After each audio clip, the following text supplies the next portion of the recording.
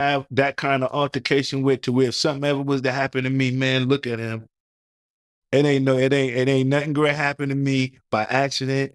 I'm not going to go trip and bump my nose on a wall. I'm not gonna have no pneumonia or nothing like that.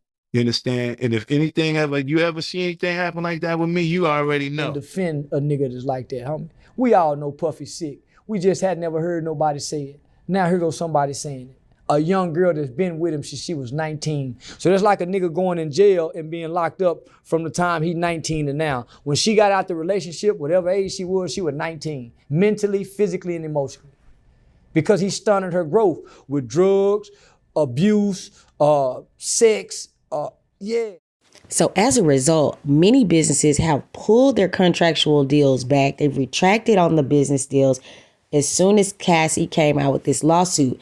There are so many businesses that are in support of her, and I think it's fantastic. But on the other end, this is a very terrible financial domino effect for Mr. Combs. And something that I've noticed, no one's been talking about his children and how they could possibly be affected by all of these allegations, all of this new news that's hitting the scene. Speaking of new information, I did some research. And unfortunately, I was able to find a long list paper trail of a lot of criminal history that Diddy has been involved in that just didn't quite stick in the news and media back in the day.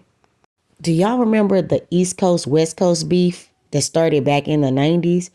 Well, I have proof of how it all started. You got 2 AKs in a car, 4 Tech 9s, you know what I'm saying, 10 pistols, and they tell you to freeze your stop. Grandma, grandpa, the chickens, everything. If you're going out with bullets and gun smoke, don't just stop with yours.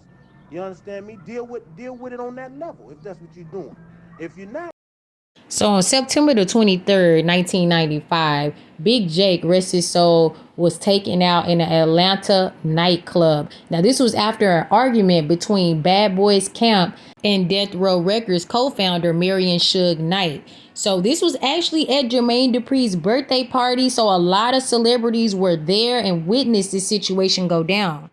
According to the source, it seems that these two groups got into an altercation, but the club security tried to mitigate everything.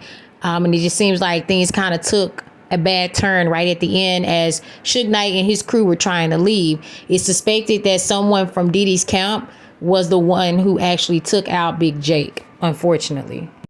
And if this wasn't enough, only 3 years later, Diddy is accused of attacking Steve Stout due to a scene from a video called Hate Me Now. According to sources, Diddy was very upset by a scene from this video of him being crucified. And this was aired on MTV. And y'all know how cold MTV was back in the day. It's not the same today.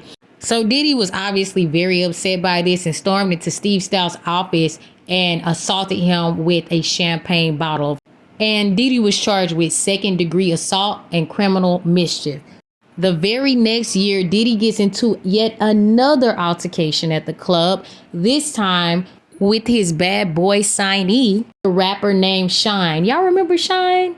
They're in the New York nightclub. Diddy apparently knocks over someone's drinks. Immediately, everybody draws their weapon. Shine points his weapon and lets it spray. 3 or 4 times, gets charged. This brother goes to jail for 10 years. Diddy gets acquitted. And in 2013, things get heated between Diddy and J. Cole behind Kendrick Lamar. Diddy was apparently trying to throw drinks on Kendrick for bragging about being the king of New York on Big Sean's Control song. Crazy. J. Cole was actually intercepting this, what would have been altercation, but no punches were thrown. This actually happened at the 2013 MTV VMAs after party. And the very next year, Diddy gets into it with rapper Drake over the rights to the beat that became Drake's 0 to 100. Now, these two got into an argument and actual fists were thrown in this case. Diddy states that you will not disrespect me. And if you've been keeping up with Tasha K, she brought on one of Diddy's exes, Gina Huynh, and she detailed her experience of a 5-year-long abusive relationship with this man and how he unfortunately did some damage to her midsection, and this was not an easy interview to watch or listen to. And just when you thought I was finished, there's actually more. On December the 6th of 2023, a plaintiff that's going by the name Jane Doe is alleging that Diddy, along with the former president of Bad Boy Entertainment, Harvey Pierre, are responsible for gang banging the then 17-year-old in the year of 2003. Now, she's alleging that they flew her out on a private jet, that before reaching Manhattan, they piled her with copious amounts of drugs and alcohol and then performed the alleged act. She stated that her vision was blurry before it happened and that they left her in the restroom after the assault.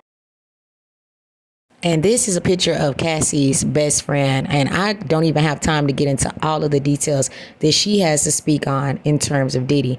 But you know what, guys? I want to know what you think about all of this piling supportive evidence against this man. Leave your comments in the comment section below.